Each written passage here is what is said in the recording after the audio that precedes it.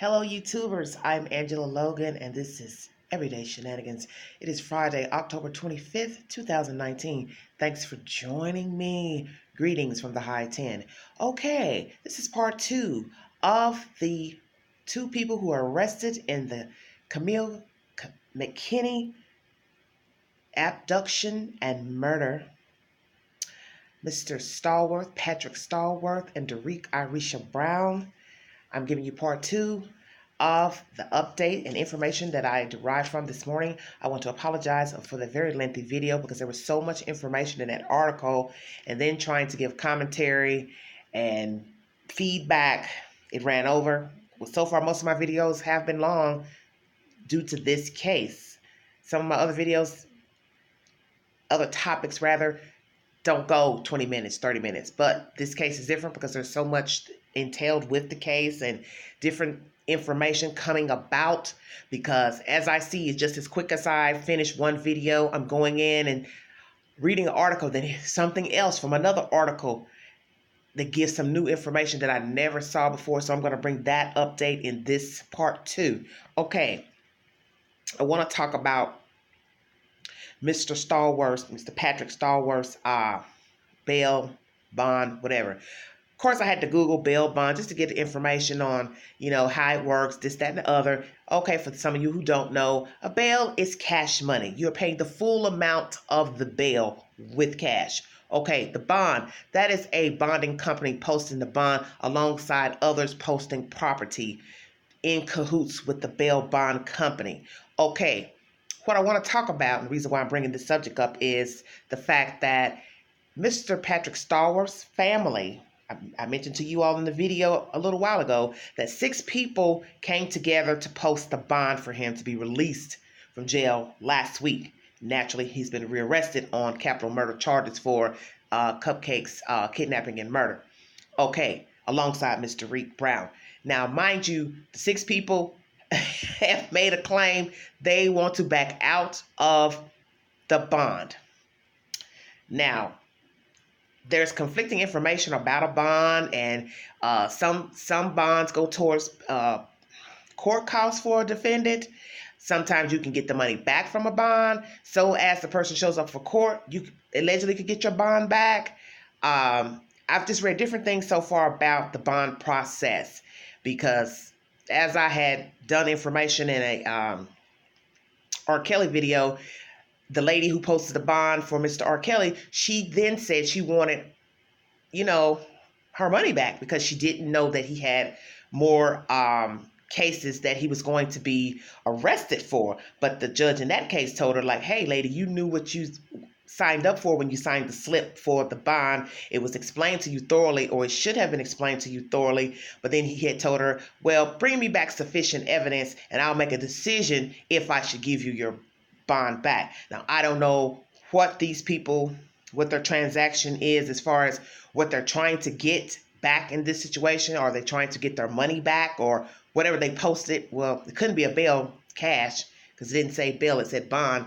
So I don't know what they're trying to do, because like I said, I don't know all the legalities of the bail and the bonds. But as I stated to you in the previous video, the 6 people who put up Mr. Stallworth's bond are now saying they want to back out of the bond. And I also read that you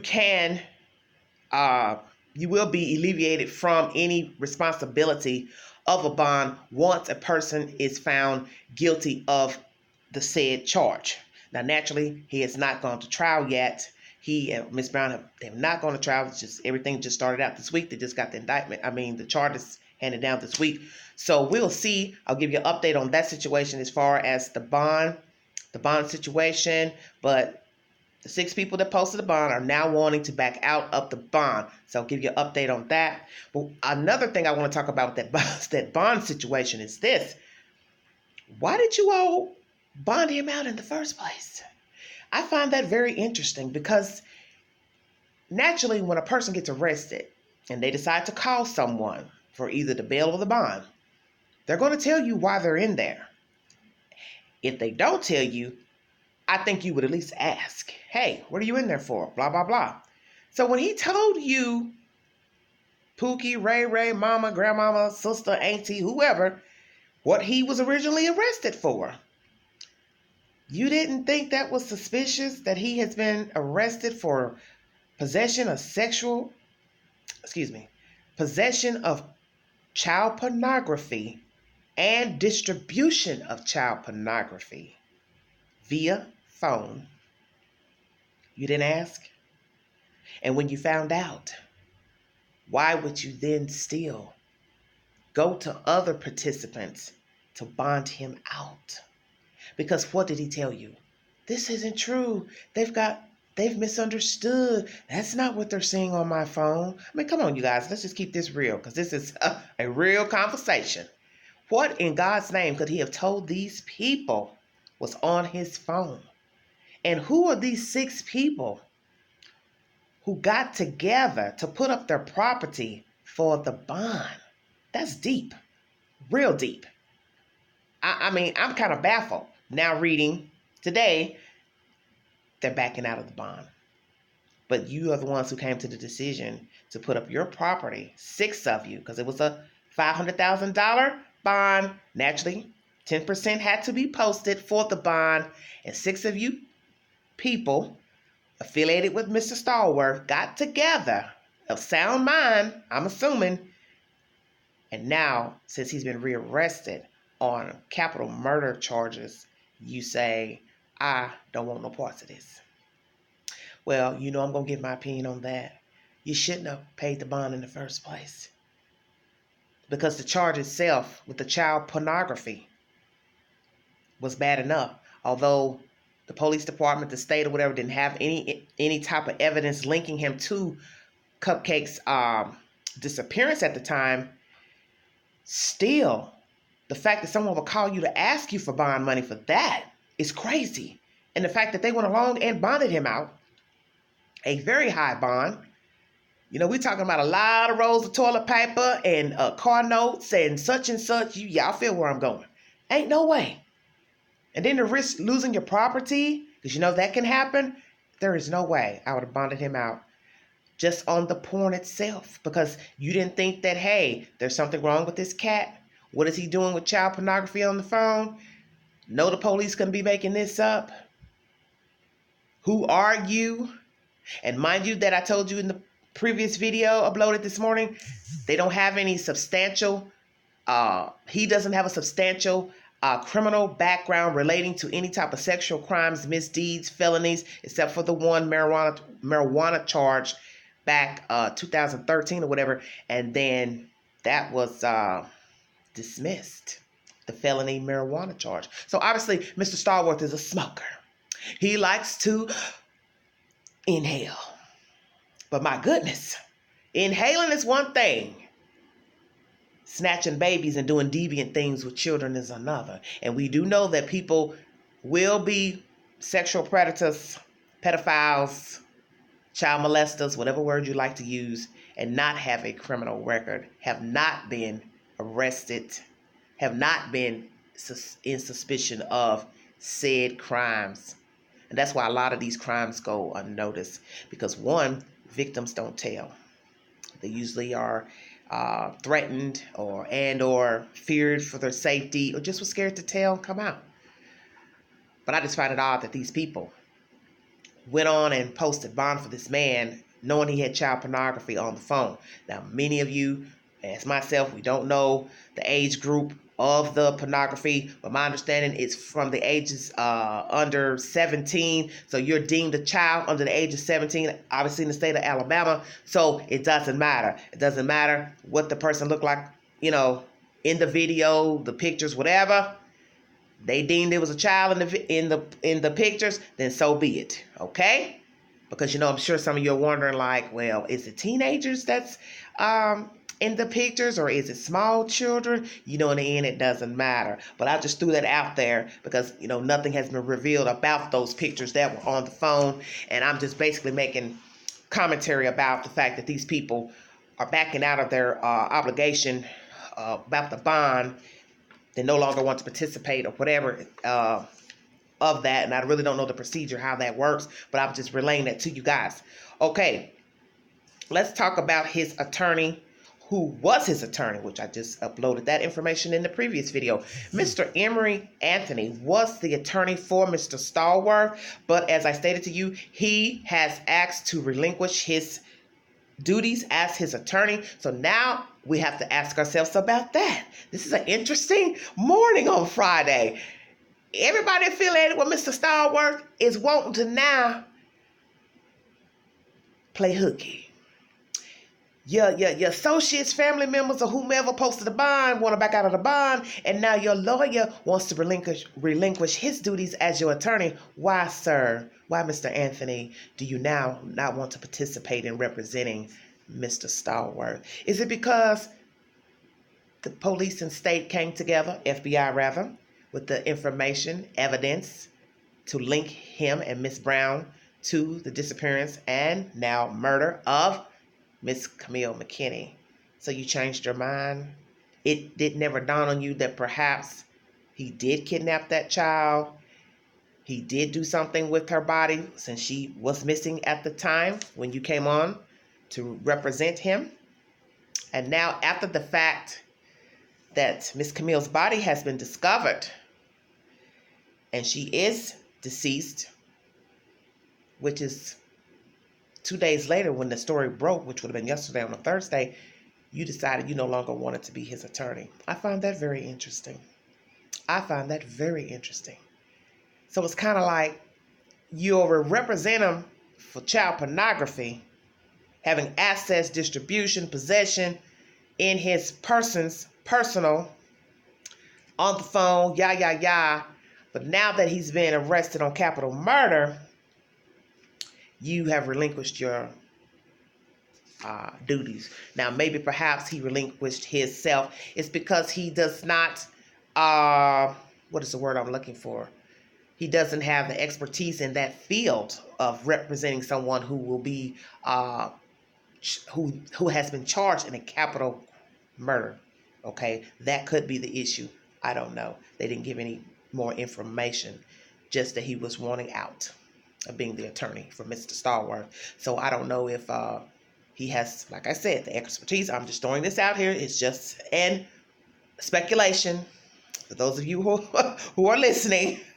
As I said, I don't have further information, but it just makes you wonder, this guy takes on this guy's case. He doesn't know him, but this is his job. This is his field. He is a defense attorney. And now all of a sudden the guy is charged with capital murder. Now it's like, okay, 2 days later, sorry, I'm bowing out. So like I said, I do not know why. I do not know his reasons. I don't know if it's because of expertise. He doesn't have expertise in the field. I don't know. As far as, pressing forward in a capital crime, representation rather. So you all do your own interpretation. Let me know what you come up with. If you know more about this type of arena, hey, feel free to let me know. But this is something I just found before I was going to upload this video. And this is why I say, for some of you, like I said, some of you little know-it-alls who think you know everything about what's going on. And I'm not claiming that I do, but just saying every day something is put different in an article pertaining to a case. Okay. When I was reading about Mr. Stallworth's attorney representing him, and as of last week, before the child's body was discovered, there was a comment made in an article that Mr. Emory gave, Mr. Emory Anthony, the attorney, gave as far as Mr. Stallworth's reason for being in the area. Because naturally, he got to own why he was in the area, because obviously the children saw the car, blah, blah, blah. Police tracked the car down and found him, on that property, condominiums, where he and Miss Derek were. Mr. Anthony is saying the reason that Mr. Stallworth was in the area of the Tom Brown housing complex is because he works near there. Now, this is my first time hearing anything about that Mr. Stallworth works near the Tom Brown housing complex. Never heard that until today. I just read that in an article. Obviously, that came from last week, because like I tell you, when there are cases like this, you'll have several different news outlets, papers, whatever, writing stories about an event.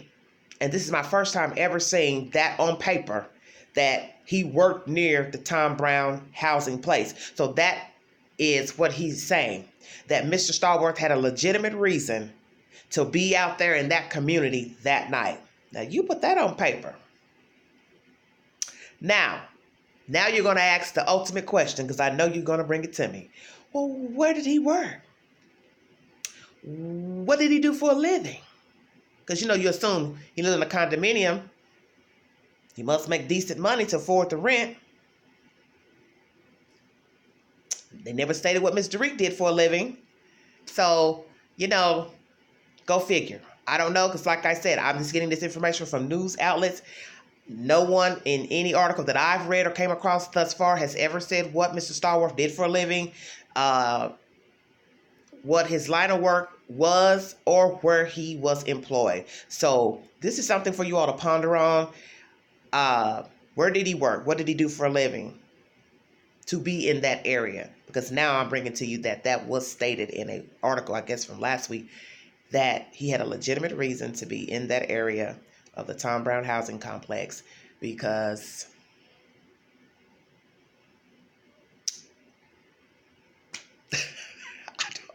I don't know what to say, because I'm like, Lord have mercy, what else? Y'all just keep bringing up more stuff to the story, because they're also saying that he had an alibi. I don't know if I mentioned that before in the previous video earlier this morning.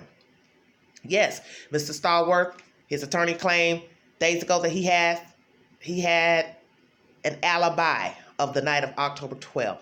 Now this article is stating that he worked near the Tom Brown housing complex, and that he had a legitimate reason to be in that area. So you go figure. I don't have any more information. That's all I came up with. That's all I saw. And if I get another update, Lord knows, honey, I will surely bring it to you. But that is the update so far. I just want to make sure I'm, bringing everything to you. Okay, let's see. About the bond request and family backing out of the bond. Okay. That's it.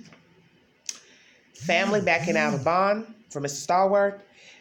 Mr. Emery Anthony, his attorney, past tense, so I don't know if he's been relinquished from the duties yet, but he has decided he wants to back out of being his attorney. So that's a very interesting update, interesting information to bring to you, all derived on the same day, which was yesterday, Thursday. So you let me know what you think. Drop your comments below.